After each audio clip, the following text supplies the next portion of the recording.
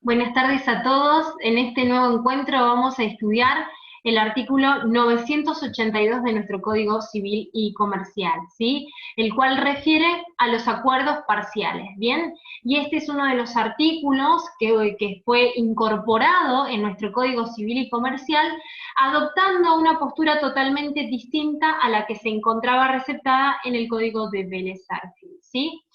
Les propongo para el desarrollo de la clase comenzar, ¿sí? Bien, con una definición de acuerdo parcial, para luego estudiar cómo estaba regulado anteriormente, para luego comprender las posiciones de la doctrina que están en contra de la modificación o que justifican la anterior regulación, bien, para a lo último de nuestra clase, sí, estudiar y analizar la justificación del legislador y la postura que recepta hoy en día nuestro Código Civil y Comercial. Así que comenzamos. Cuando hablamos de acuerdos parciales, estamos haciendo referencia de aquellos acuerdos en donde las partes se ponen de acuerdo respecto de los elementos esenciales particulares de un contrato, ¿sí? Expresando su consentimiento respecto de esos elementos. ¿Bien? Y en ese caso, conforme el artículo 982 de nuestro Código Civil y Comercial, en ese caso hay contrato. Y por lo tanto, ¿qué le debo aplicar? Las reglas del capítulo 1. Eso es lo que nos dice el artículo 982. ¿Sí? Receptando, ¿qué teoría? Receptando la teoría germana, denominada la teoría de la puntation o la teoría de la puntualización, que vamos a estudiar a continuación. Pero antes de eso, vamos a estudiar y analizar cuál era la postura del Código de Vélez-Sarsfield. Este código, el Código de Vélez-Sarsfield, no reguló de forma expresa los acuerdos parciales, pero de la lectura de su articulado se podía llegar a la conclusión de cuál era la postura de ese código respecto del tema que nos convoca, ¿sí? Según el Código Civil de Vélez-Sarsfield, solo existía consentimiento cuando las partes, ¿sí? Cuando las voluntades de las partes lograban una total coincidencia, ¿sí? No solo de los elementos esenciales particulares del contrato, sino también de las cuestiones, de los elementos que son secundarios al mismo. Por lo tanto, conforme a la definición del artículo 982 de nuestro Código Civil y Comercial, la definición de acuerdo parcial no sería subsumible dentro del concepto de contrato conforme a lo dispuesto por el Código de Vélez-Sarsfield. ¿Bien? Porque justamente solo cuando hubiera una total coincidencia respecto de los elementos, no solo los particulares, sino también de los particulares esenciales, sino también de los secundarios, recién ahí el contrato nace y por lo tanto se considera como tal. Y cuando hablamos de acuerdo parcial, hay un acuerdo de las partes respecto de los elementos esenciales particulares del mismo, y por lo tanto, conforme a la definición que nos brindaba nuestro Código Civil de Vélez-Sarsfield, acuerdo parcial no era contrato, ¿sí? Este código derogado hablaba de una total coincidencia, ¿sí? Para que el contrato sea considerado como tal. Este código de Vélez, ¿sí? Se apartaba de lo que hoy en día nuestro código receta, ¿sí? De la teoría germana que se llama la teoría de la puntualización o de la teoría de la puntatio. Bien, esta teoría refería que estos acuerdos, bien, se van generando de forma progresiva, ¿sí? De forma progresiva se va generando un acuerdo y se van documentando estos acuerdos. Esta forma progresiva de llegar a la voluntad común de las partes, ¿bien? Y esta teoría, a esos acuerdos parciales, a esos acuerdos respecto de los elementos esenciales particulares de ese contrato, esta teoría le asigna a los mismos fuerza vinculante, ¿bien? Siempre que refleje el acuerdo de las partes respecto de esos elementos esenciales particulares que referimos. Entonces, estos acuerdos son la base nuclear de ese contrato, ¿sí? Y por lo tanto, ¿sí? Mientras que esos acuerdos incluyan estos elementos esenciales particulares, ya es un contrato. Y los puntos secundarios, según esta teoría, van a poder ser fijados por el juez, Bien, las partes recurrirán al juez para que pueda completar estos espacios, para que pueda integrar este contrato. Ahora bien, entendido respecto de cuál era la postura que teníamos anteriormente al año 2015, vamos a comprender, vamos a estudiar ahora la postura de los doctrinarios, ¿sí?, en contra a la modificación de este artículo y a la asignación de la fuerza vinculante de estos acuerdos parciales. ¿Por qué?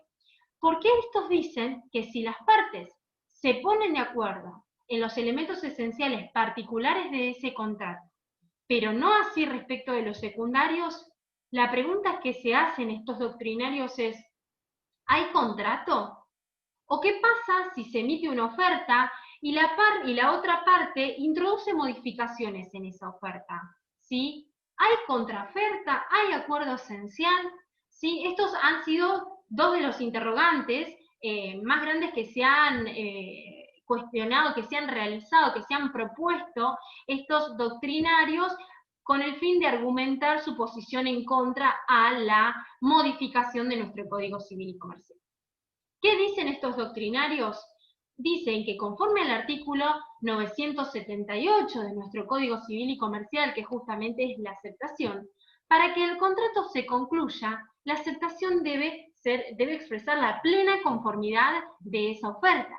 Y cualquier modificación que se le haga a esa oferta, ¿sí?, al manifestar esa aceptación, no vale como tal, sino que genera que importa una nueva propuesta, ¿sí? Recuerden lo que la doctora refirió el día lunes, no un nuevo contrato, sino una nueva propuesta, una nueva oferta, ¿sí? Por lo tanto, conforme a este artículo 978, ¿sí?, de nuestro Código Civil y Comercial, si esa oferta no es aceptada, no hay contrato. Por lo tanto, no puede tomarse al acuerdo parcial como un verdadero contrato. ¿Por qué? Porque ese acuerdo parcial implica, ya sea que se emitió una oferta que no era íntegra, o que se emitió una oferta que era completa, pero que al aceptar se le introduce modificaciones a esa oferta. Y conforme a lo dispuesto por el artículo 978, eso no es contrato. Aún en los casos en que el artículo 982 nos dice que si las partes se ponen de acuerdo respecto de los elementos esenciales particulares, hay contrato. Por lo tanto, parte de la doctrina, justamente los que estamos estudiando, aquellos doctrinarios que están en contra de las modificaciones que han, en materia de acuerdo parcial, dice que hay una contradicción respecto de ese artículo 982 con este artículo 978. Asimismo, dice que justamente el acuerdo parcial, si las partes, en el acuerdo parcial, las partes todavía no terminaron de moldear esa voluntad de, obviamente, de analizar todos los extremos de nuestro contrato. Entonces, ¿esto qué genera? Por más que las partes se hayan puesto de acuerdo respecto de los elementos esenciales particulares, ¿sí?, hay cuestiones que no están definidas. Entonces, esto genera un inconveniente y que por lo tanto voy a tener que recurrir al juez para que el juez complete estos puntos del contrato. Porque justamente un contrato, ¿qué implica? Implica un acuerdo de forma íntegra, ¿sí? Cuando hablo, por ejemplo, del contrato de compraventa, los elementos esenciales particulares del mismo es la cosa y el precio. Conforme al artículo 982, bien, si las partes se ponen de acuerdo respecto de la cosa y el precio, hay contrato, ¿sí? Porque hay un acuerdo en los elementos esenciales particulares del mismo. Pero ¿qué dice la doctrina? Dice, pero hay otras cuestiones que sin ser esenciales pueden generar que la parte decida abandonar o decida no concluir ese contrato, ¿sí? Por ejemplo, puede ser una cuestión secundaria el plazo o la modalidad de entrega de esa cosa objeto de la compraventa, bien, que depende cómo se pacte, hace que una parte quiera concluir o no con ese contrato. Por lo tanto, sería necesario que haya un acuerdo integral respecto de esto para que el contrato sea considerado como tal. Si en el acuerdo parcial hay un acuerdo respecto de los elementos esenciales particulares del mismo. Además, refieren que conforme al artículo 972, esa oferta, ¿sí?, tiene que ser autosuficiente, con intención de obligarse, a persona determinada o determinada. Y si esa oferta no es autosuficiente, no es oferta.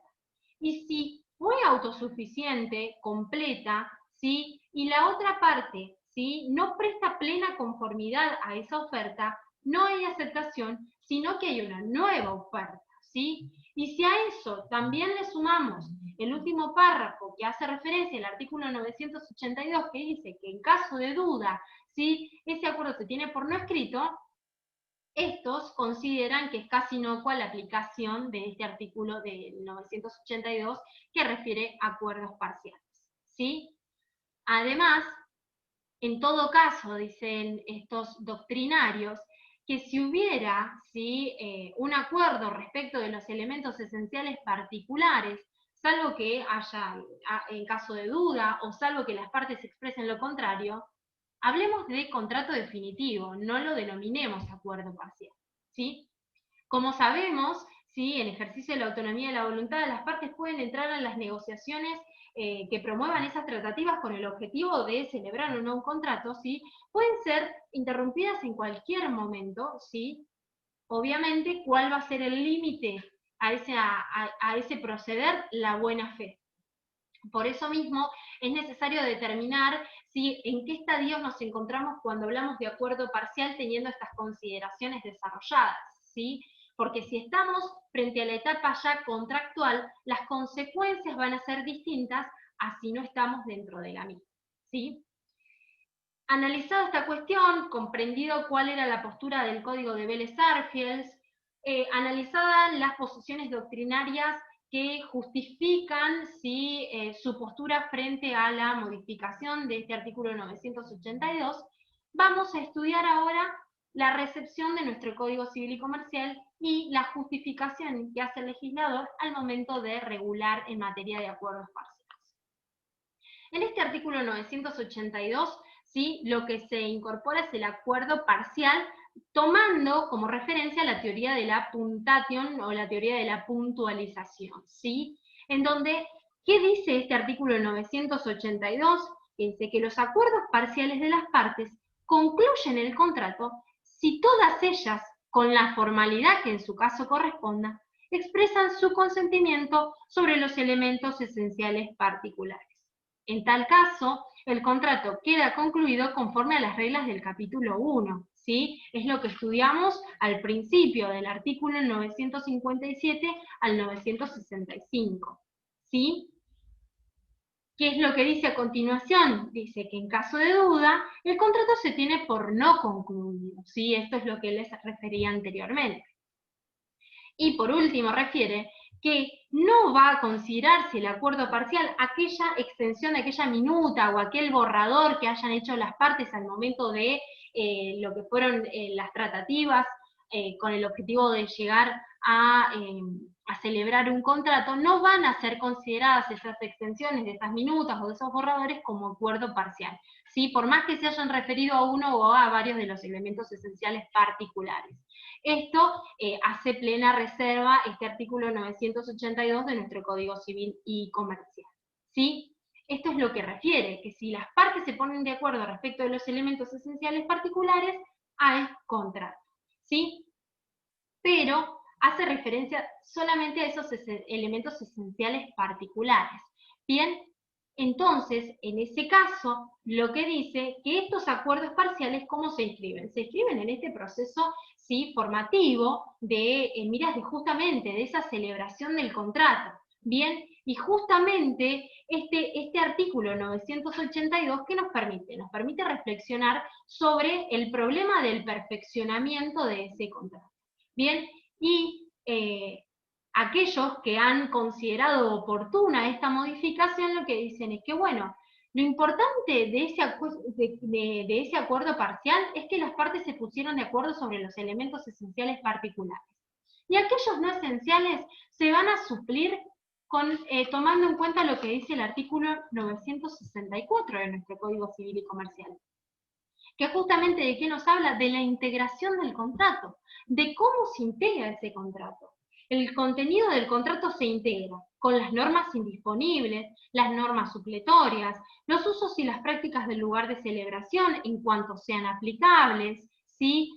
Justamente porque hayan sido declarados obligatorios por las partes o porque sean ampliamente conocidos y regularmente observados en el ámbito en que se celebra el contrato, excepto que su aplicación sea irrazonable. Vemos acá que el código en el capítulo 1, ¿sí?, nos da una pauta de integración de ese contrato. Y este acuerdo parcial, en donde las partes se pusieron de acuerdo sobre esos elementos esenciales particulares y no así de los no esenciales, bueno, haciendo uso de lo dispuesto en este artículo, yo voy a poder integrar este acuerdo, este contrato conforme a lo allí dispuesto, ¿sí? El Código Civil y Comercial, sí, lo que ha admitido justamente es una morigeración respecto de los requisitos que estaban establecidos en el Código de Vélez-Arfiels con el objetivo de concluir este vínculo contractual, ¿sí? Además, el alcance, lo que refieren los códigos comentados, ¿sí?, que por supuesto pueden recurrir, que son muy nutritivos a la hora de poder comprender ciertos artículos que vemos en nuestro Código Civil y Comercial, lo que nos dice es que ese alcance o no de que ese vínculo contractual sea obligatorio o no, depende de la conciencia de las partes, ¿bien? Depende de que para las partes involucradas en ese acuerdo tengan la conciencia de la obligatoriedad del mismo. ¿Y de qué va a depender? Justamente de los términos que emplearon y de la conducta observada por ellos, ¿bien? Porque justamente la norma que prevé que ese contrato quede concluido cuando las partes,